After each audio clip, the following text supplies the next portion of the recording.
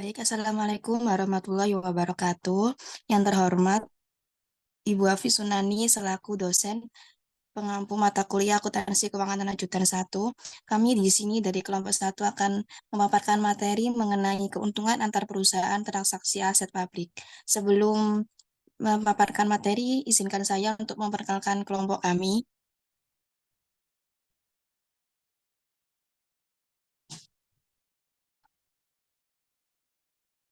Yang pertama adalah Dea Khalifatur dengan NPM akhir 058. Yang kedua, Akila Rahmawati dengan NPM akhir 059. Ketiga, Gia Jales Peva dengan NPM 082. Yang keempat, Intan Arum Aprilia NPM 088. Nanda Dewi Ardista dengan NPM 177. Fitri Anggraini dengan NPM 301. Wika dengan NPM 302. Karina Eka dengan NPM 305. Dan Zahra Zain dengan NPM 309. Materi selanjutnya akan dijelaskan oleh rekan saya.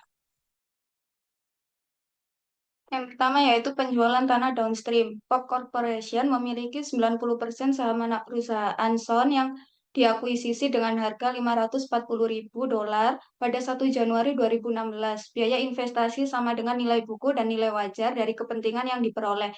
Laba bersih Son untuk tahun 2016 adalah $140.000 dan laba Pop tidak termasuk laba dari Sun adalah $580.000. Laba Pop termasuk keuntungan yang belum direalisasi sebesar $20.000 atas tanah yang berharga $80.000 dan dijual ke Sun senilai $100.000.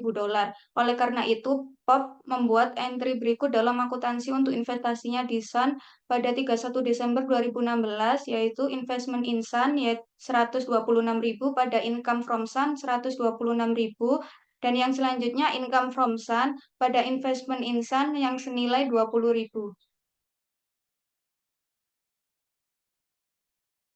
Keuntungan penjualan tanah tidak boleh muncul dalam laporan laba rugi konsolidasi dan tanah tersebut harus dimasukkan dalam neraca konsolidasi dengan biaya awal sebesar $80.000 dengan jurnal gain on sale of land yaitu $20.000 pada land $20.000. Yang selanjutnya yaitu tahun-tahun setelah penjualan antar perusahaan. Berikut adalah penyesuaian untuk mengurangi biaya tanah bagi entitas yang dikonsolidasi pada tahun-tahun setelah tahun penjualan downstream antar perusahaan, yaitu investment insan pada land yang senilai $20.000. Penjualan pada tahun berikutnya kepada entitas luar, asumsikan Sun menggunakan tanah tersebut selama 4 tahun dan menjualnya seharga $130.000 pada tahun 2020. Pada tahun penjualan Sun melaporkan keuntungan $30.000, $130.000 hasil dikurangi 100, namun keuntungan bagi entitas konsolidasi adalah $50.000. $130.000 hasil dikurangi $580.000 biaya untuk POP. POP mengakui keuntungannya atas tanah pada tahun 2020 berdasarkan metode ekuitas dengan menyesuaikan pendapatan investasinya. Entry jurnal POP adalah investment in Sun pada income from Sun yaitu senilai $20.000. Selanjutnya akan dijelaskan oleh rekan saya.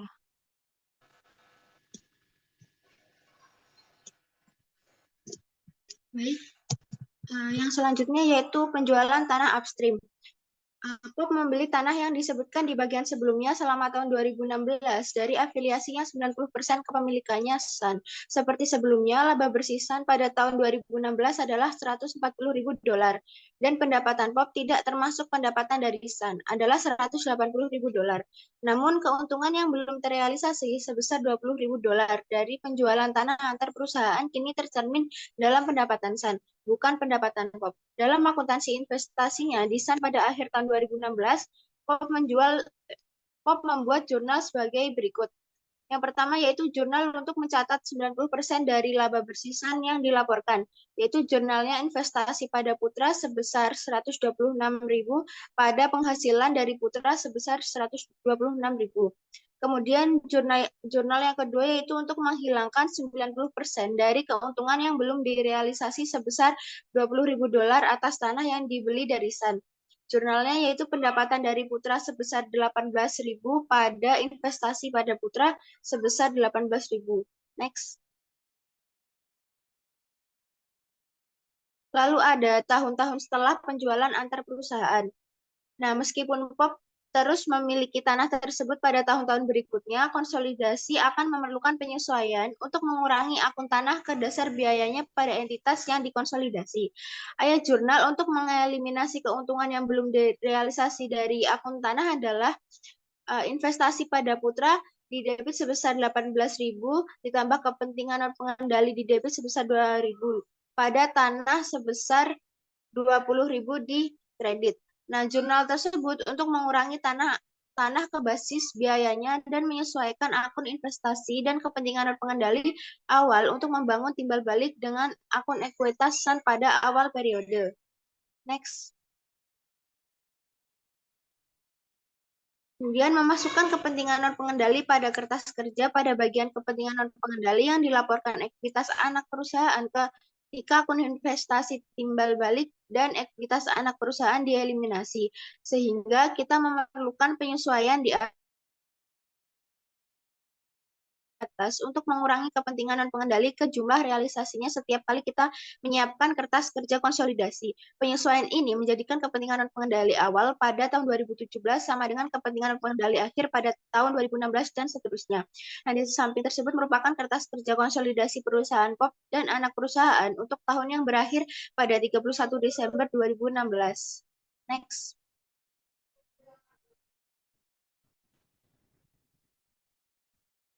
Lalu ada penjualan pada tahun berikutnya kepada entitas luar. POP menggunakan tanah tersebut selama 4 tahun dan menjualnya seharga $130.000 pada tahun 2020. Pada tahun penjualan, POP akan melaporkan keuntungan sebesar $30.000, yaitu $130.000 hasil dikurangi biaya $100.000. Namun keuntungan yang diterima entitas konsolidasi adalah $50.000. Alokasikan sebesar $48.000 dikurangi $20.000 kepada pemegang saham pengendali dan $2.000 kepada pemegang saham non pengendali. POP menyesuaikan pendapatan investasi dan SAN pada tahun 2020 dengan entry jurnal sebagai berikut. Jurnalnya yaitu investasi pada putra sebesar 18.000 pada penghasilan dari putra sebesar 18.000. Jurnal tersebut untuk mengakui keuntungan antar perusahaan yang sebelumnya ditangguhkan atas tanah. Nah, keuntungan sebesar $30.000 tersebut dari penjualan tanah ditambah peningkatan pendapatan investasi sebesar $18.000 pada pembukuan POP sama dengan efek sebesar $48.000 terhadap laba bersih konsolidasi pada tahun 2020. Dalam kertas kerja konsolidasi, penyesuaian keuntungan POP sebesar $30.000 menjadi konsolidasi keuntungan yang dipadatkan memerlukan entry berikut, yaitu investasi pada putra sebesar 18.000, kemudian kepentingan non-pengendali sebesar 2.000 pada keuntungan di darat sebesar 20.000. Jurnal tersebut untuk menyesuaikan keuntungan atas tanah dengan keuntungan $50.000 bagi entitas konsolidasi. Nah, entry tersebut mengalokasikan keuntungan $20.000 antara investasi pada anak sebesar 90% dan kepentingan non-pengendali sebesar 10%. Selanjutnya akan dijelaskan oleh teman saya.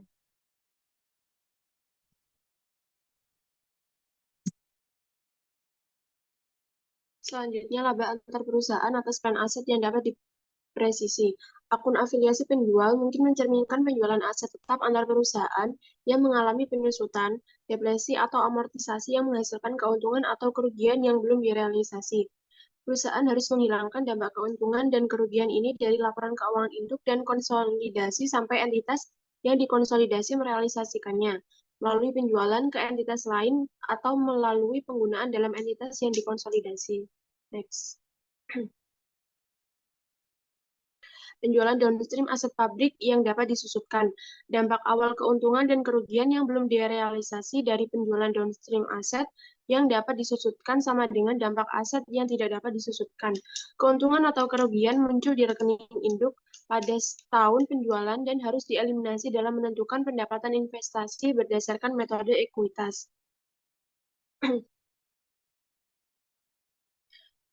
Asumsikan PAM Corporation menjual mesin hingga 80% anak perusahaan yang dimilikinya. Sun Corporation pada tanggal 31 Desember 2016, mesin tersebut memiliki biaya perolehan yang belum disusutkan sebesar $50.000 pada tanggal ini, biaya perolehan sebesar $90.000 dan akumulasi penyusutan sebesar $40.000 dan dijual kepada Sun seharga $80.000. Ayat jurnal untuk mencatat jual beli pada buku PAM dan Sun adalah sebagai berikut. Cash pada akumulasi cash 80.000, akumulasi depresiasi 40.000, pada mesin 90.000 dan gain on sale 30.000. Lalu pada Sun mesin $80.000, pada cash 80.000. Terdapat keuntungan yang belum direalisasi pada pembukaan PAM pada tanggal 31 Desember 2016 dan oleh karena itu PAM menyesuaikan pendapatan investasi metode ekuitas untuk tahun 2016 sebesar jumlah penuh keuntungan yang belum direalisasi, yaitu income from Sun 30.000 pada investment in Sun 30.000.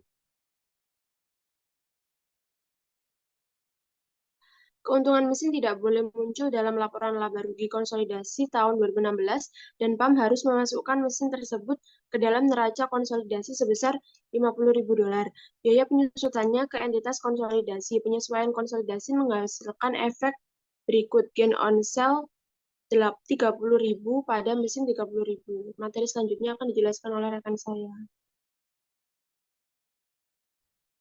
Selanjutnya penjualan downstream di awal tahun. Pada tanggal 1 Januari 2016, tanggal penjualan antar perusahaan, mesin tersebut mempunyai sisa umur manfaat selama 5 tahun dan tidak ada nilai sisa yang diharapkan pada tanggal 31 Desember 2020. Penyusutan garis lurus digunakan. Ayat jurnal untuk mencatat penjualan dan pembelian sama dengan jurnal penjualan tanggal 31 Desember. Namun Sun juga mencatat biaya penyusutan sebesar $16.000 untuk tahun 2016. Dari penyusutan sebesar $16.000 ini, $10.000 didasarkan pada biaya yang dikeluarkan entitas konsolidasi dan $6.000 didasarkan pada keuntungan yang belum direalisasi sebesar $30.000. $6.000 dianggap sebagai pengakuan sedikit demi sedikit atas 1/5 dari $30.000 keuntungan yang belum direalisasi pada transaksi antar perusahaan. Dalam menghilangkan dampak penjualan antar perusahaan dari akun investasinya, di Sun untuk tahun 2016, PAM membuat entry sebagai berikut. Pendapatan dari matahari pada investasi di matahari sebesar $30.000 dan investasi di matahari pada pendapatan dari matahari sebesar $6.000. Dengan demikian, penghapusan dampak penjualan antar perusahaan mengurangi pendapatan investasi PAM pada tahun 2016 sebesar $24.000. Ini didapat dari $30.000 keuntungan yang belum direalisasi dikurangi $6.000 yang direalisasi melalui penyusutan. Meskipun pendapatan Sun berkurang sebesar $6.000 tersebut dianggap terrealisasi melalui penggunaan dan oleh karena itu tidak diperlukan penyesuaian bagian kepentingan pengendali. Materi selanjutnya akan dijelaskan.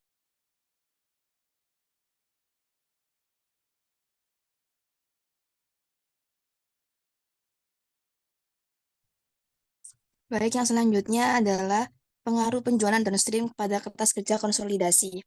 Kertas kerja konsolidasi sebagian mengabarkan dampak penjualan mesin antar perusahaan pada tanggal 1 Januari terhadap laporan keuangan konsolidasi pada tanggal 31 Desember 2016 sebagai berikut. Income statement pada gain on sale of machinery pada PAM sebesar 30, adjustment and elimination sebesar 30, depreciation expense 80% dari Sun sebesar $16, adjustment elimination sebesar 6, sehingga consolidated statement sebesar $10.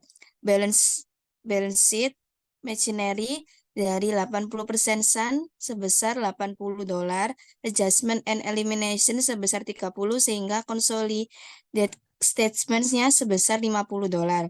accumulated depreciation 80% dari Sun sebesar 16, adjustment and elimination sebesar 6, sehingga consolidated statement-nya sebesar 10.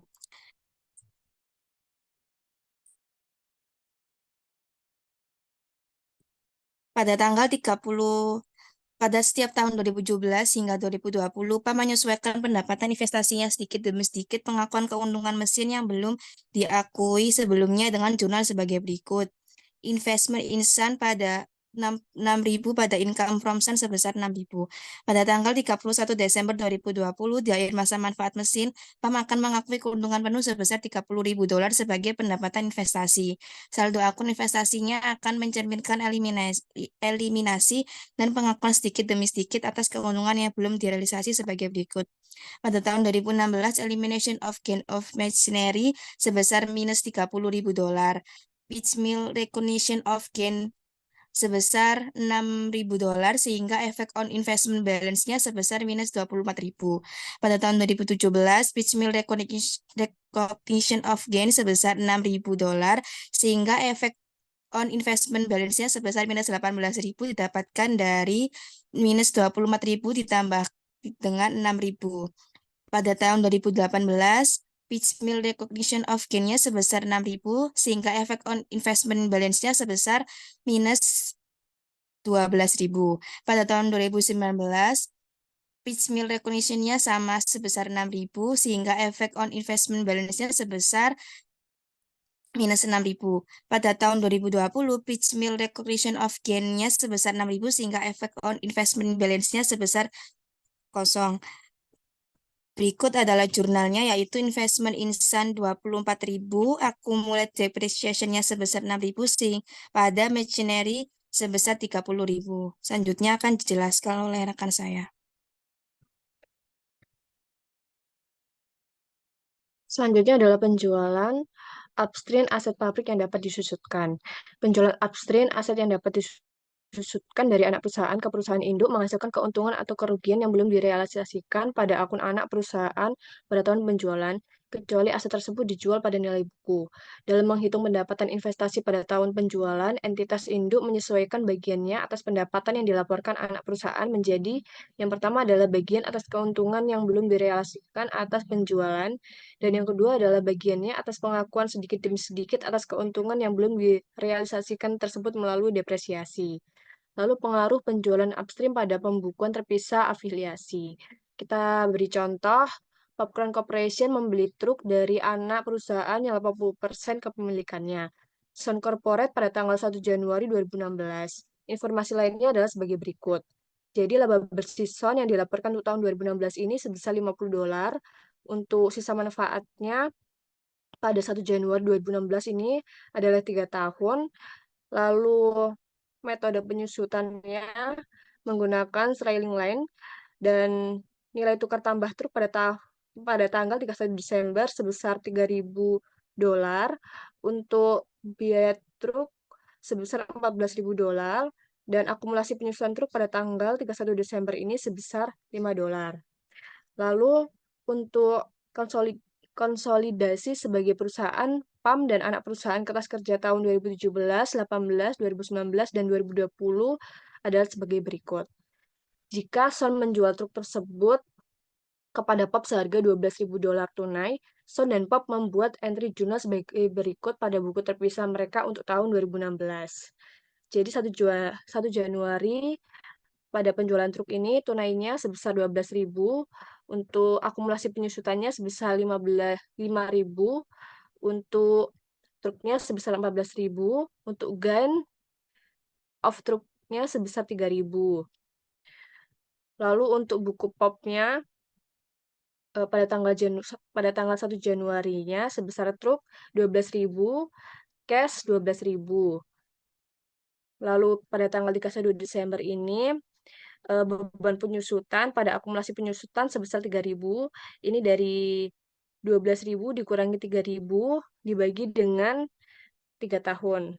Lalu pada tanggal 31 Desember investasi pada Putra pada penghasilan dari Putra sebesar 38.400. Untuk mencatat pendapatan investasi pada tahun 2016 dihitung sebagai berikut. Bagian dari laba bersih dilaporkan SON sebesar 50.000 dikali 80%. Lalu keuntungan truk yang belum direalisasikan sebesar 3.000 dikali dengan 80%, hasilnya adalah 40.000 dolar. Untuk dikurangi dengan keuntungan truk yang belum direalisasikan, dan ditambahkan pengakuan keuntungan sedikit ini sebesar 2.400. Lalu keuntungannya 3.000 dikalikan dibagi dengan 3 tahun dikali 80% sebesar 800. Dan investment income-nya sebesar 38.400. Selanjutnya akan dijelaskan oleh rekan saya.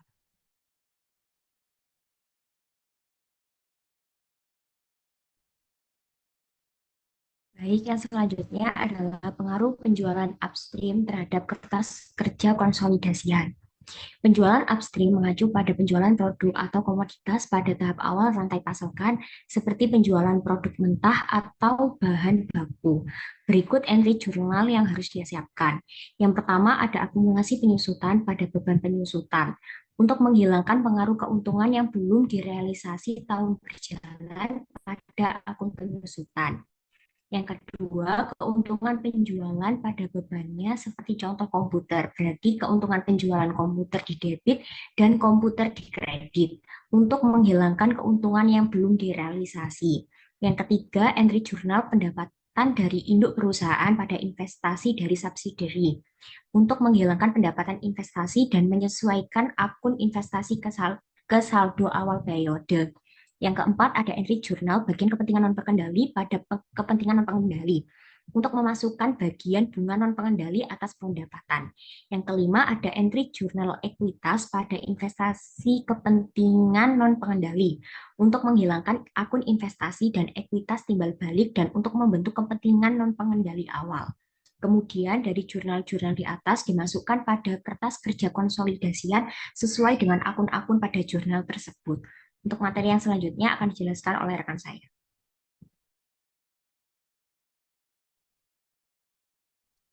Baik, selanjutnya yaitu materi plan aset dijual selain nilai wajar. Dalam kasus di mana penjualan aset tetap menghasilkan kerugian, evaluasi khusus diperlukan untuk memastikan bahwa kerugian tersebut bukanlah kerugian yang seharusnya diakui oleh penjual dalam pembukuan terpisah sebelum penjualan aset tetap tersebut dilakukan antara perusahaan. Ada kecurigaan serupa jika anak perusahaan menjual aset kepada induknya dengan harga di bawah nilai wajarnya. Pejabat induk yang juga direktur anak perusahaan telah menyetujui transaksi. Next.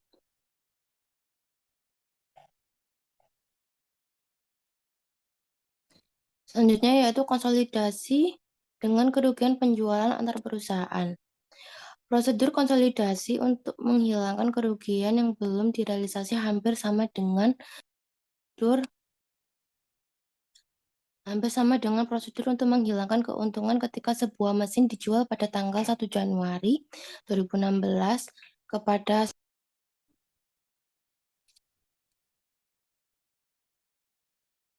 Sun Corporation, anak perusahaan Pop Corporation yang dimilikinya sebesar 90%, seharga 20.000. Nilai buku Pop adalah 30.000 dan Pop mengalami kerugian yang belum direalisasi sebesar 10.000 yang diakui sedikit demi sedikit selama 5 tahun. Dengan laba bersih Sun pada tahun 2016 adalah 200.000 dan tidak ada transaksi dengan perusahaan lain. Investasi pada anak sebesar 188.000 dan penghasilan dari anak perusahaan sebesar 188.000. 188.000 didapat dari ekuitas pendapatan anak.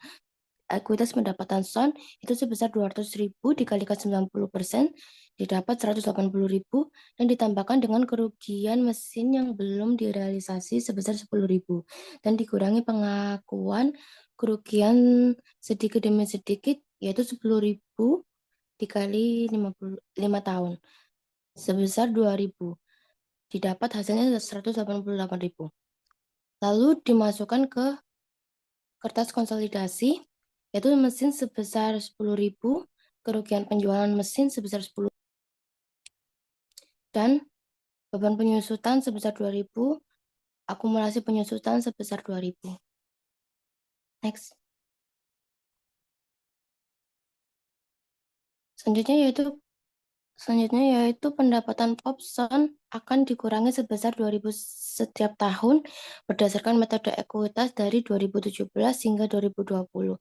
Untuk mengurangi dampak kerugian antar perusahaan, laba bersih konsolidasi juga akan dikurangi sebesar 2.000 setiap tahun melalui entry, dengan meningkatkan beban penyusutan ke dasar biaya untuk tujuan laporan konsolidasi.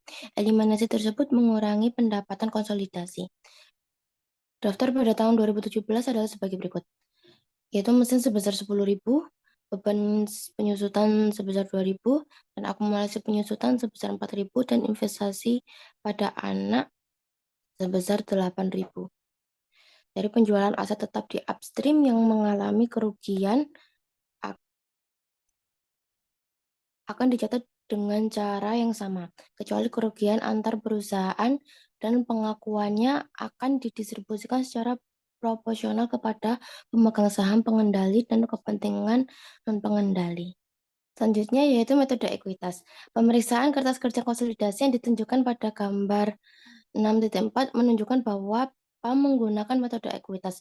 Salah satu bukti bahwa metode ekuitas digunakan adalah persamaan laba ditahan PAM dan konsolidasi, dan fakta bahwa laba bersih PAM sebesar 300.000 sama dengan saham pengendali. Akun investasi PAM desain antara tanggal 31 Desember 2017 dan tanggal 31 Desember 2018 disesuaikan dengan sebagai berikut.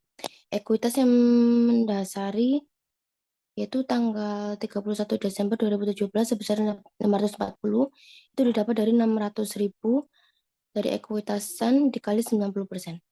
Lalu dikurangi 90% dari keuntungan peralatan yang belum direalisasi, yaitu 16.000 dikalikan 90%, didapat 14.400.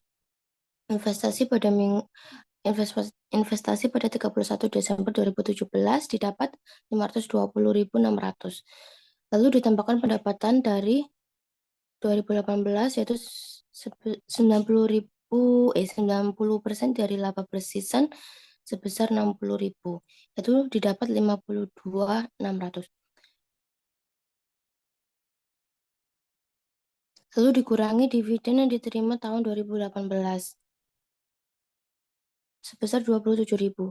Lalu investasi pada 31 Desember 2018 totalnya sebesar 546.200. Materi selanjutnya akan dijelaskan oleh rekan saya.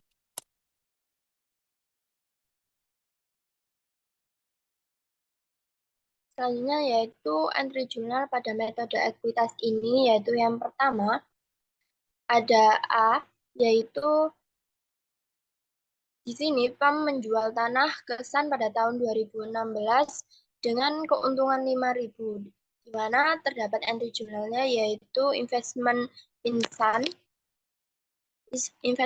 Sun sebesar 5.000 di debit dan gain online yaitu sebesar 5.000 di kredit.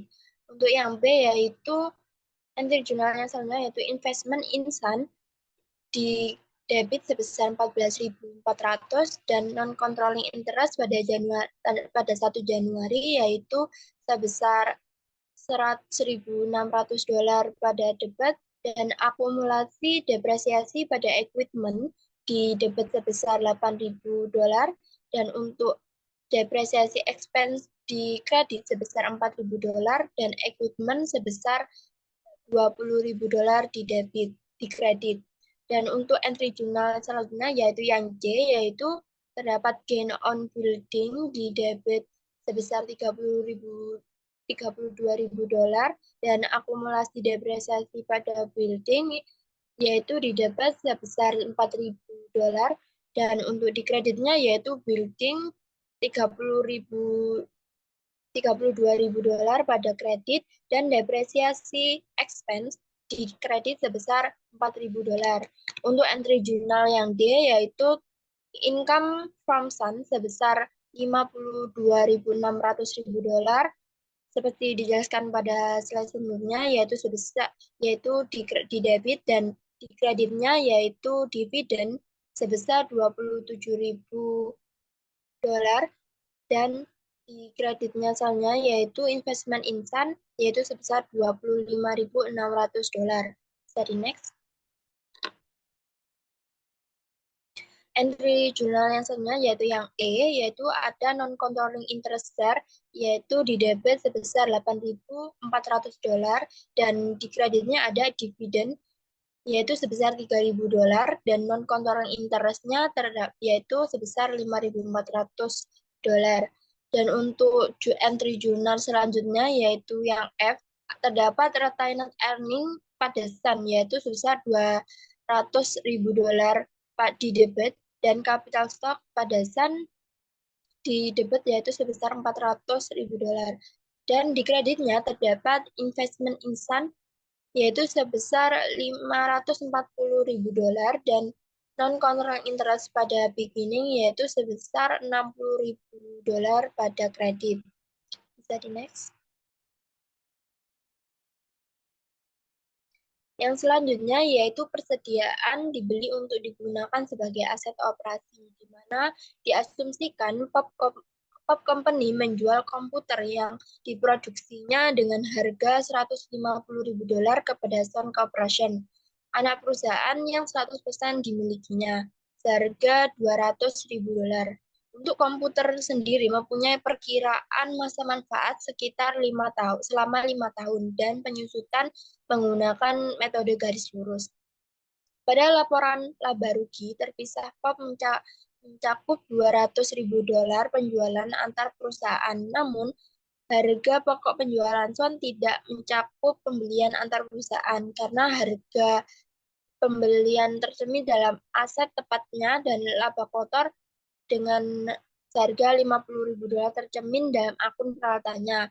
Entry kertas kerja untuk mengkonsolidasi laporan keuangan Pop dan Sun pada tahun berjalan seperti pada di bawah ini, yaitu yang entry jurnal pertama yaitu sales, yaitu di debit sebesar 200.000 dolar dan ada di kredit ada cost of sales sebesar 150.000 dolar dan di kredit juga ada equipment sebesar 50.000 dolar.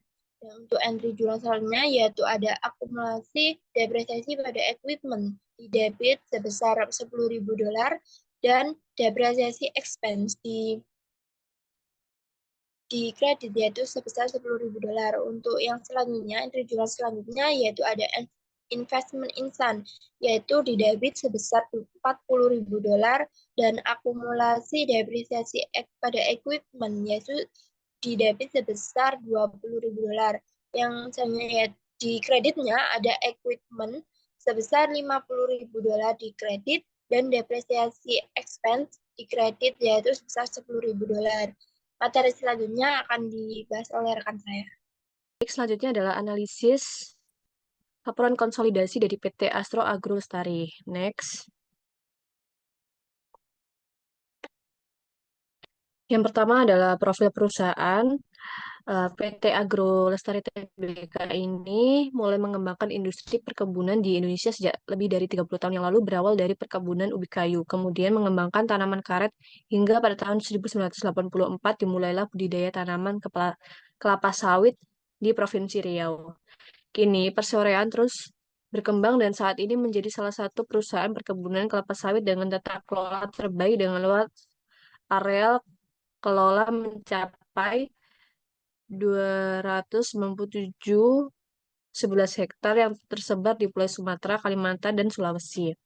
Pada bulan Juni 2016, perusahaan ini berekspansi ke bisnis peternakan sapi dari dipusatkan di Pandus Senjaya, Pangkal Lada, Kantawari Barat, Kalimantan Tengah. Pada tahun yang sama, perusahaan ini mulai mengoperasikan pabrik percampuran pupuk NPK di Donggala, Sulawesi Tengah. Setahun kemudian, perusahaan ini juga mulai mengoperasikan pabrik pencampuran pupuk NPK di Bumi Harjo, Kumai, Kantawari Barat, Kalimantan Tengah, dan pada tahun 2019 perusahaan ini mengembangkan bisnis penggemukan sapi di Waru, Panenjam, Pasar Utara, Kalimantan Timur.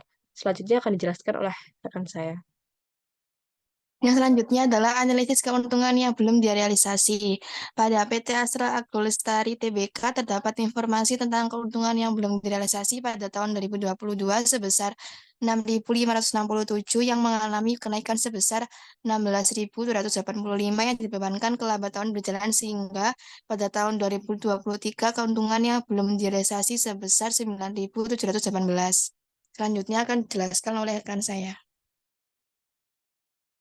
Selanjutnya yaitu analisis aset perusahaan tidak disusutkan.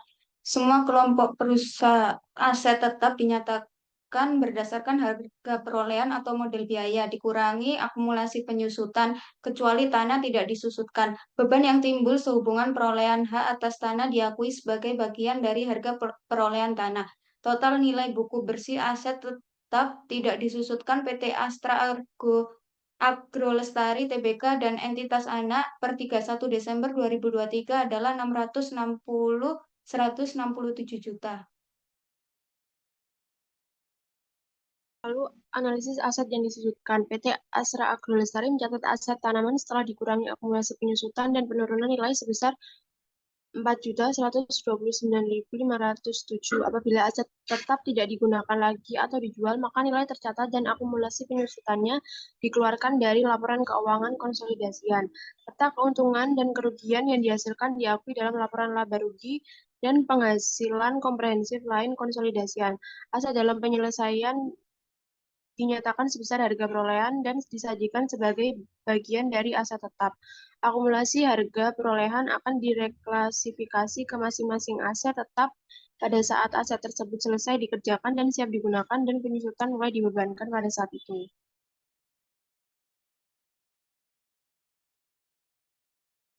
Baik, yang selanjutnya ada analisis margin rasio terhadap laba bersih konsolidasian. PT Agrolestari Tbk mencatat total laba komprehensif pada tahun 2023 sebesar 1,14 triliun atau menurun sebesar 43% dibandingkan tahun 2022 sebesar 1,99 triliun. Sehingga margin laba bersih pada tahun 2023 mengalami penurunan 3% dibandingkan dengan margin tahun 2022 yang diperoleh sebesar 8%. Selanjutnya yaitu analisis persediaan dibeli untuk digunakan sebagai aset operasi, di mana pada PT Astra Agrolestari Tbk ini terdapat informasi tentang mesin dan peralatan yang digunakan untuk mengangkut hasil perkebunan.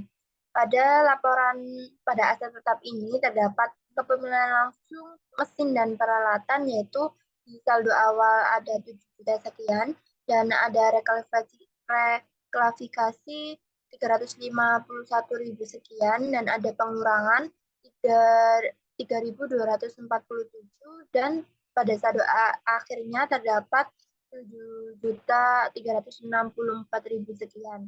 Dan untuk terdapat akumulasi penyusutan dan penurunan nilai pada mesin dan peralatan, yaitu pada saldo akhirnya yaitu 3.976.000 sekian. Untuk itu terdapat kepemilikan langsung mesin dan peralatan dikurangi dengan akumulasi penyusutan dan penurunan nilai, yaitu dengan total nilainya sebesar 3.387.000 sekian.